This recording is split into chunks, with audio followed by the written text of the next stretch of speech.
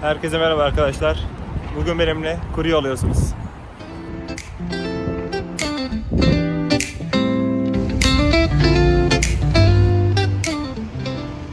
Arkadaşlar Rusya'da kurye olarak çalışabilmek için 3 şart var. Birinci şartı burada yaşama hakkı, yani burada yaşamalısın. İkinci şart çalışma hakkı. Eğer ki burada zaten yaşıyorsan veya üniversitede okuyorsan sana çalışma hakkı tanıyorlar. Üçüncü şart ise sağlıklı olman yani. Çünkü işe girerken senden şey istiyorlar. Medkinişka diye geçiyor. Bu da sağlık kitabı gibi bir şey, sağlık defteri. Bunu hastanelerden alıyorsun. Hastanede işte sana test yapıyorlar. Çünkü gıdalarla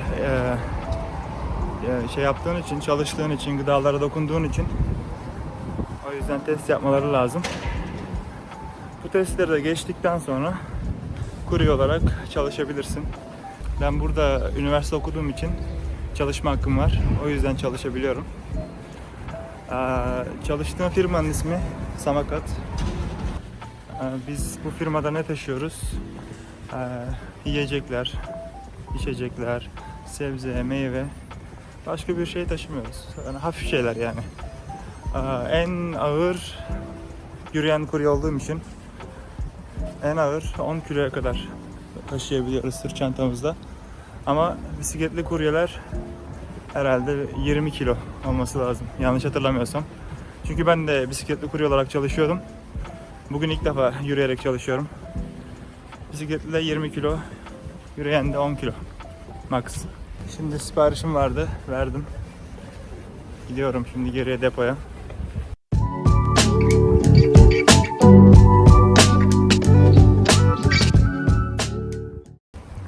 Şimdi size siparişleri nasıl aldığımızı, nasıl teslim ettiğimizden bahsedeceğim. Samakat'ın kendi uygulaması var. Telefon üzerinden. Sipariş geldiğinde orada çalışan arkadaşlarımız var. Bize sepet içinde siparişleri hazırlıyorlar. Zaten onları da size çekeceğim, göstereceğim. Biz bakıyoruz uygulama üzerinden kaç numaralı sepetse, kutuysa onu alıyoruz. Çantaya koyuyoruz. Sonra siparişi başlat deyince yola çıkıyoruz. Siparişi nasıl veriyoruz, teslim ediyoruz? Geldiğimizde müşteriden siparişi göstermesini istiyoruz. Sipariş geçmişini. Bakıyoruz, evet gerçek kişi, doğru kişi. O zaman siparişi teslim edip uygulama üzerinden de siparişi kapat dediğimizde bitirmiş oluyoruz. Sonra geri depoya doğru yola çıkıyoruz. Size birazdan göstereceğim nasıl olduğunu depoda.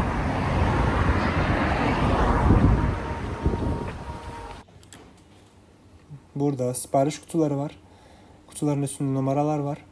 Biz uygulamadan sipariş numarasına göre kutuları alıp çantalara yerleştiriyoruz. Çanta en fazla 3 kutu taşıyabiliyor, alabiliyor. Ve kutuları alırken içindeki ürünleri incelememiz gerekiyor. Eksik var mı? Her şey doğru mu? Eksik veremeyiz çünkü. Ve kutuların üst üste binmemesi için bu şekilde kartonu arasına koyup diğer kutuyu da üstüne koyduktan sonra kapatıyoruz. Burası kuryelerin ceketlerini ve kasklarını koyduğu yer. Ve burası ise kuryelerin dinlendiği ve yemek yedikleri alan. Burada kullandığımız bisikletler var ve bunlar tamamen ücretsiz.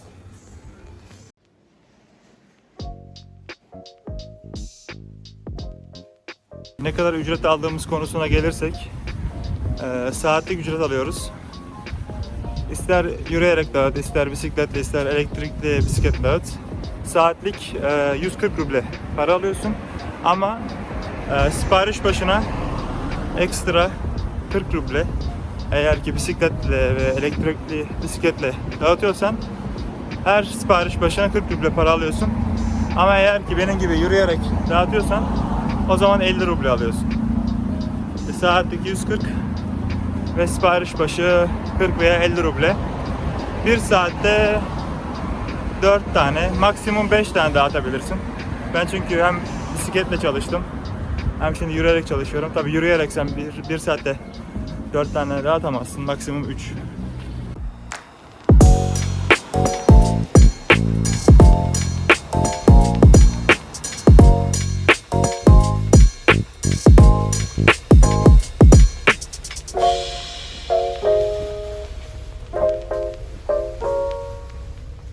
Eğer ki Rusya'da öğrenciyseniz veya Rusçanız yeteri düzeyde iyi değilse veya birinci işiniz var, bu işi ikinci iş olarak yapmak istiyorsanız öneririm arkadaşlar. Çünkü istediğiniz saat kadar çalışabiliyorsunuz.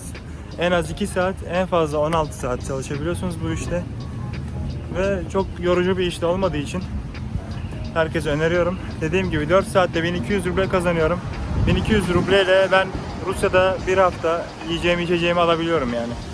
Bir günde kazandığım parayla bir haftalık yiyecek çıkıyor. O yüzden herkese öneriyorum. Biraz önce şuraya sipariş bıraktım.